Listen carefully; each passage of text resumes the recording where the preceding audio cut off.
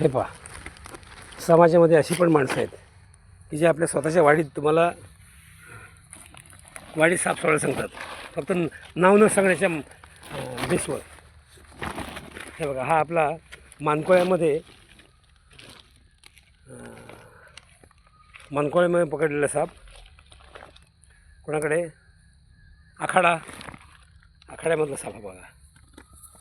हा बघा आखाड्यामधला साप.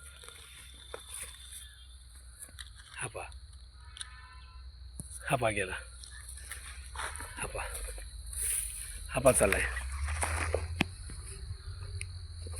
हा पहा.